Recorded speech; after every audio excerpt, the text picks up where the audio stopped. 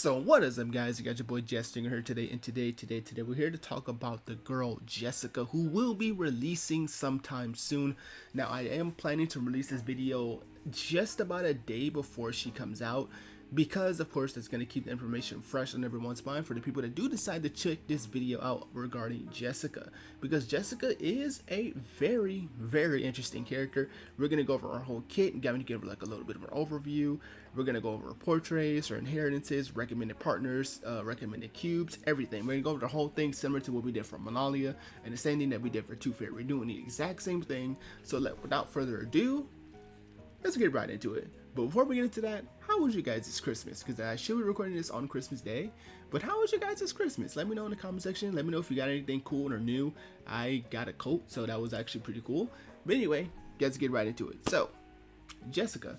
Jessica is a reality-based plant DPS that specializes in poison. Poison is a bit of an underwhelming status by itself, but with a few things coming from this character, it becomes a very potent way to beat content. So as I say poison is underwhelming, Jessica literally turned that status from underwhelming to very good, and we're going to talk about why in just this one overview. Of course, we're using Pridden. Shout out to Pridden, by the way.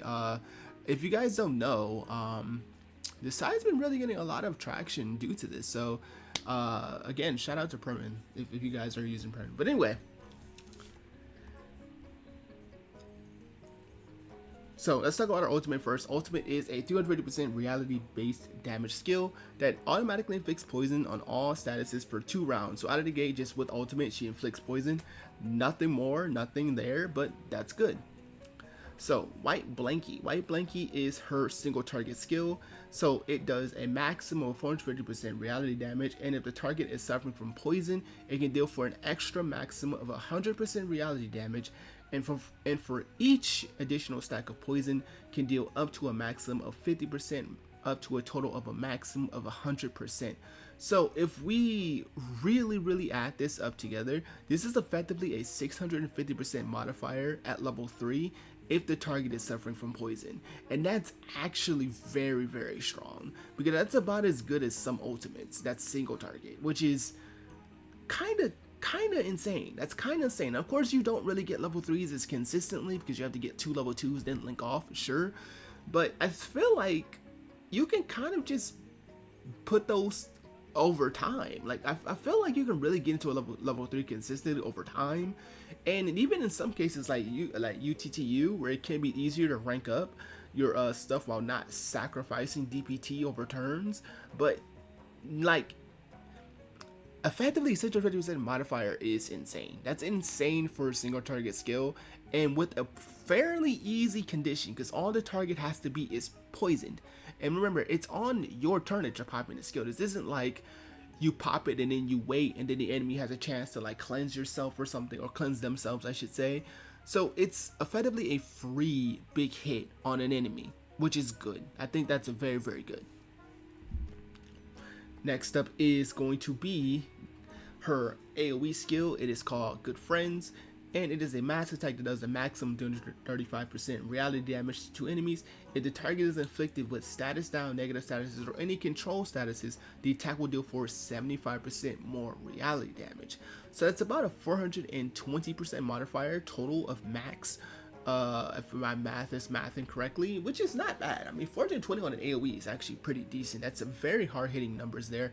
So again, both of our skills are very good, and they're also super free, because negative statuses does include debuffs, poison, stuff like that. So it's, again, free. So long as you get a poison off, it's free. it's pretty much free real estate. You know what I mean? That's basically what it is. It's free real estate. So again, very free. So let's talk about her inheritances. Her inheritances are actually very insane. They're very insane for what she's trying to do, and that's again stacking up various terms of poison. So there's that. Anyway, let's talk about her I1. Her I1 is, when attacking an affected enemy with poison, you deal an extra 20% more of damage, which is gonna go crazy with that multiplier. 650 with an extra 20% of damage? Oh boy. Anyway, at the start of battle, once every 3 rounds, basically every odd turn, you can inflict poison on all enemies, and of course it deals the genesis damage, which is of course damage that is unmitigated based on the user's attack. So it's not factoring any sort of reality defense or mental defense from the enemy. It's just pure straight up damage. So very good. And yeah, but anyway, the I1 is insane because effectively you start with just poisoning them, which basically enables both of her skills immediately. So just getting them to I1, it's basically free. It's just free. So long as you get the I1, you automatically have both these skills at their extra bonuses. So that means even if you have to do a level 1, that's still 165 modifier that you get, because poison is considered a negative status. So basically that means you kind of just get it for free without really trying to do anything. So that's just what that is. Like it's free for the single target card. Even if you do level 1, that's basically what 180 plus 40, that is 220, I believe. 220, and then another additional of max of this, which is another 40, so it's 260 out of this one, you know, with the maximum being 650. That's still really good. That's a very strong and yet potent I1. And remember, this does it every odd number turn, and basically it will just inflict the poison. So that's really good. And let's go and talk about our I2. Our I2 is just straight up damage boost for 8%. Again, I mean, nothing really crazy on that one. It's just 8% damage boost. That's all that really is. Nothing really crazy. But let's talk about the I3. The I3 is also where it gets spicy as well. When Changling attacks an enemy that is not poisoned, she will inflict poison for 2 rounds to that attacked enemy. So if you use, for example, the good friend skill and you hit 2 enemies, both of those enemies will effectively be poisoned if they were not poisoned already. This is a really good way to inherently start stacking up poison if, for example, the enemy cleanses themselves. And this goes really well with partners as well, which I'll talk about in just a moment. But it's a very potent I3. I think all of her insights are, I mean, all her inheritances are very good. I think these inheritances are just very good. So yeah, let's talk about our portrays for the people that are, you know, the more of the whales, the people who want to pull for dupes. Now, level 1 is just boosting her ult to 425%. And level 2. Now, level 2 is actually a bit of an interesting issue. So it's a good I2, however, it can't effectively mess with her I3 passive. So apparently, what this does is it just basically makes the I3 feel kind of redundant, because basically, right? So I decided at the start of round, every 3 rounds, and since it inflicted poison by 1 round, basically it just makes it so the poison by herself, and this is by herself we're talking about here, is not in a situation to where it ever falls off, right? It's basically just perm looped, so the I3 from poison really just doesn't matter. And then when you're effectively combining this with like your ultimate, which also effectively puts up poison, it just doesn't really do anything. So it could potentially kind of run a little bit of risk with the I3, but other than that, it's not bad to go for the I3. I gotta say, I think it's completely fine. But if you really want to go for the bigger damage output, I would maybe say go I would say go level 3. Level 3 is good because you get the white blanket boost, which is going to change that base modifier to 500%.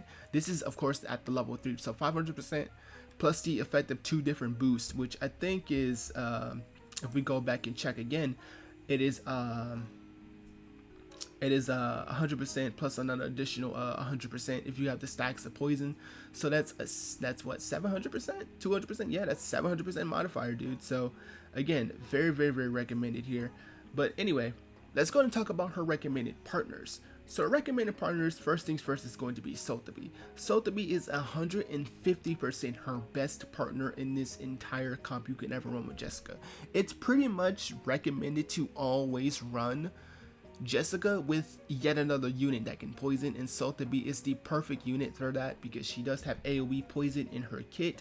So there it is. So for example, she can cure statuses on everybody, but on this skill right here, she has the ability to inflict poison. So for up to 3 rounds, this of course stacks on top of Jessica's own poison. So if you start off the turn like for I1 poison, and then you do this, that's 2 different stacks of poison that's effectively ticking down on an enemy. And what this does is this effectively turns the enemy to kind of less like you're killing yourself type situation. While you're already hitting fairly hard with Jessica, and of course any other unit that you may take alongside you, it turns the enemies from just probably even being bulky to just squishy after a while, because that extra genesis damage is going to keep combining and combining and combining, and you can really get for a lot of poison, especially if you are actively really stacking this up as consistently as you need to. Because remember, poison has its own individual stacker, so that means if you just keep spamming poisons, especially with like Sotheby, you can really stack up a huge front load of poison and just allow the enemy to just take thousands and thousands or even hundreds worth of damage just consistently. So that's a really good reason why you run her with Sotheby. Now, it's not directly a total L if you do not have Sotheby. Like, I know a lot of people are saying that you're pretty much screwed if you don't have Sotheby with Jessica, but I do think you can actually run Jessica solo and still be fine. But I do say if you have Sotheby, run her immediately.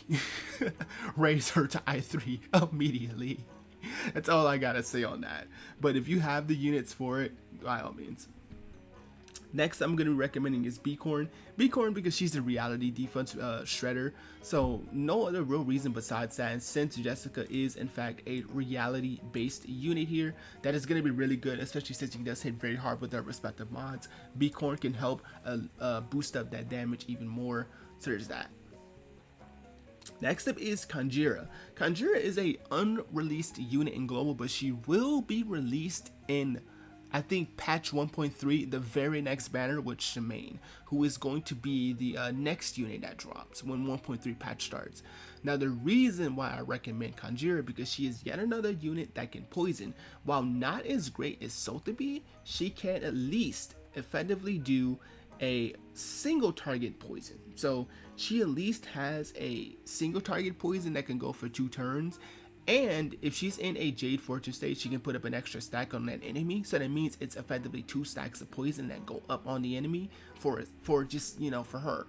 So that's not the worst thing you could do. I mean, it's, people were arguing that maybe Conjura is a little bit copium to run with Jessica, but I don't think so, because effectively since Jessica does a good job at managing poison by herself, having an extra source on one enemy, especially against boss enemies, that can really just be the key thing for there. But is it worth running over someone like Sotheby? No. Like, I think Sotheby will always be the better option, because even Sotheby has extra utility for team. Like, for example, her ability to cast a regen heal, which is always going to be very much helpful. So if you are looking for the ideal partner, it's 100% Sotheby, 100%. But Conjura does fill in a role if you really want to experience that poison stack mechanic that really is what alleviates Jessica to be a fantastic DPS, especially for more stricter stages and content. Next up is going to be Two Fairy. Two Fairy's here just for the healing, that's it. She's just the best healer in the game so far. Another healer you can run is Medicine Pocket. I do pretty much recommend most of them. You can't even go Balloon Party, but the difference with this Balloon Party is that she's weak to star content, which is what you would run plant comps for. If you're running Sotheby Jessica as your first 2, you can still run an additional healer. And the reason why I say it's a recommended option, because remember, Sotheby's is only regen heal, which is only at the beginning of your turn. So if you take a lot of damage from an attack and you don't heal up enough, you do have at least an excess way to heal. You can turn Sotheby into kind of a mini healer by giving her a certain cube, yes, but having a pure healer, someone that can actively heal, is definitely going to be recommended. That's why I do just say go Two Fairy. Two Fairy's better in this situation because she's, again, a very potent healer. She's the strongest healer in the game. So there's that. But Medicine Pocket also is a respectably great healer as well. I do recommend them over Balloon Party because Balloon Party is, again, suffering because she's weak to star-based enemies. So therefore, you may run into some issues with Balloon Party, maybe potentially dying a little bit early, especially at lower investment. So, but if you have Two Fairy, go ahead and slot her on the team. And yeah, Another person I didn't put on this list is Ana Lee. Ana Lee is again a very, very good support. She's also plant as well. She does have the ability to buff up Jessica's damage by quite a bit and also help her reduce, which is really good. She also has the ability to daze, which can help control, which also acts as a control status. So just in case if you're in a situation where Jessica is not able to poison, if you're like on an odd turn enemy just cleanse and you don't have ult ready and you're not running Psychube, you can at least have a control status ready with Ana Lee, which of course does activate the extra damage from her skill 2 Good Friends. So there is something there. Also, B-Corn does the very same thing. It's a reality shredder, and she also has negative status, so there's that. Now let's go and talk about the recommended cubes for Jessica. So the first things first is going to be Black Chimera of Night. Black Chimera of Night is arguably her best card because of what it does. So if the character is an attack and the target has 2 or more negative statuses, which so long as you have 2 different stacks of poison, you get effectively a 12% damage increase. So this does stack on top of I2, giving you a 20% damage boost just out of the gate, alongside the additional bonus of her I1 when she's attacking a poison enemy. That's another 20% of damage. That's a 40% boost of damage if you run her with Black Chimera of Night, which is actually insane. If you do decide to get the card to level 5, which we are starting to get a few of the materials now. I am on a few now. I think I might actually make a video talking about which ones you should make to level 5 first. But if you get this up to level 5, it's 24%, which is insane. I mean, that's 24, I think that's 32. I think that's a 52% boost in damage, which is, that's kind of strong. It also has an 18% incantation might boost, which is really good because it's going to buff up the base modifier of her own skill, which we just talked about earlier. She has some really good base modifier skills, not counting the extra damage. So Black Chimera of Night is 100% her best in slot card. So if you do pull Jessica, make sure you get this as well. So there's that. Next up is going to be Hopscotch. Hopscotch is always really good for just any sort of DPSing character. Most DPSs can do Hopscotch just fairly well. It also does come with the Incantation Might Up, which again is going to help buff up those really good modifiers as mentioned before. But this one is a little bit more restrictive. It's really just for the Incantation Might Up and the good stats that it offers. 370 attack is no slouch. And also, the 18% boost to Incantation Might is also very good. However, the passive of this is by defeated enemy. Now this one's a little bit more tricky because if it's defeated by poison, I don't think it triggers the amplification passive, which might make it hard to stack this up to the maximum amount, which is 16%, which is 60% on ultimate might is not bad, and then this one is I believe 32% at max. So it's not bad, but just the pure stat value of the card, like it being a stack stick, is still very good for Jessica. But again, if you can get Black Chimera of Night, 100% go with that option. There's that. Next up, if you want a 5-star version, if you aren't really, able to get a 6-star card just yet, or you're holding on to your materials, this is another really good one because it does come again with the Incantation Might Up, which is 15%, 3% less than the other cards that I recommended.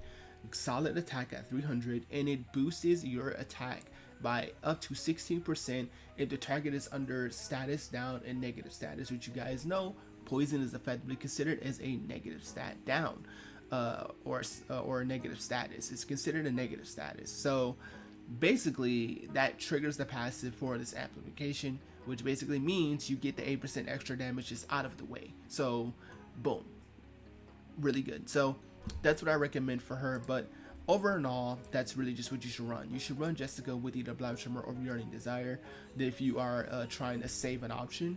But yeah. But anyway, let's go and talk about should you pull. Yes, you 100% should pull for Jessica. No questions asked. No fluff. No, well maybe. Because one, she's the first true plant carry character. That's why we're not really doing comparisons this time around, because there's no plant carry in the game yet. she's the first effective plant carry and is still the only plant carry in this game. We don't have any other new 6 stars that's plant coming out yet in CN at the time of me recording this video. So she's still the plant unit. So if you miss out on her for plant-based content, I don't know if it's really going to be an role. It's not. It's really not. But if you have the ability to go and pull for a character, this is definitely the character you want to try to get, because she is pretty much in a good league of her own. She is a great partner. So yes, I recommend it. So pros and cons. So kind of give you like the little bit of the ending of this video. One, she's really good with poison control, because again, all you gotta do is just have her just really balance out the skills. She's really good with either, so you can effectively keep stacking up the poison. She does insane levels of damage because of the modifiers that we discussed before, and again with the certain level of cubes you can give her, you can really amplify that damage to higher numbers. She has she's good natural typing in plant. Plant's really good because they have pretty much everything you can really think of outside of a pure dedicated healer. I feel I think you could run La Source, but I can't remember if La Source was plant or star. But mono plant has pretty much everything. They have a good buffer in Anali, they have a good debuffer in Bicorn, they have good support in SYP, who can also kind of act as a mini healer. You know, they have the key concepts of making a good plant mono effective. So there's that. So all they really needed is a pure healer and a carry, and they got the carry part down with Jessica. So you got a good plant mono team, just boom, just like that. So there's that. Cons. So the only issue with Jessica, I feel, is the P2 passive can be a little bit wonky with her poison timing. That's it. But the really big issue with Jessica is that she's super restrictive. Like, she's not like most other DPSs like Centurion, Eternity, a Knight, Lilia. Well, no, not Lilia. I shouldn't say Lilia. But yeah, most of the units I named before, barring Lilia, they're pretty much able to fit in a multitude of teams as the solo carry for that team. For example, if I don't necessarily, if I'm doing Limbo and the boss is weak to Beast, right, I can fit Centurion, but I can also run any 2 units that can help Centurion look better. Jessica pretty much needs SYP or Conjura to really be effective. I know I said earlier where the poison doesn't, you know, the poison, you can get away with using just Jessica as a solo carry for her own right, but the difference between being able to stack multitudes of poison and not being able to stack multitudes of poison is pretty big. So it's a give and a gamble where she does effectively work without the stacking, but the difference between her without stacking and her with stacking is 2 different levels of success. So one success can work, but another one, it's like it's like 2 different type of trophies. One is just like the second price award, and one's like the really big trophy. So if you do run it with the proper setup, it's a really big trophy because of the amount of things you can do. But the second wish trophy was just like, haha, you did it, but you know, it could be better type of thing. So again, I don't want anyone to feel like that you can't run Jessica just by, you can't run Jessica just by herself. But if you have the components to make this a feasible team where you can really buckle down on that gimmick of Jessica, do it, because it's strong, okay?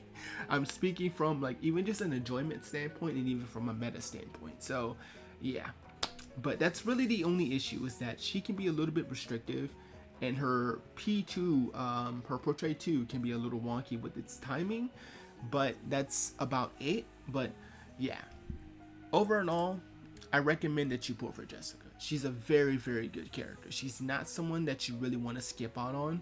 So this has been your boy, just Stingren. Make sure you guys like, comment, and subscribe. It does help me out immensely, because if you do, it helps YouTube push the video a little bit more. So, and yeah, see you guys next time. Peace.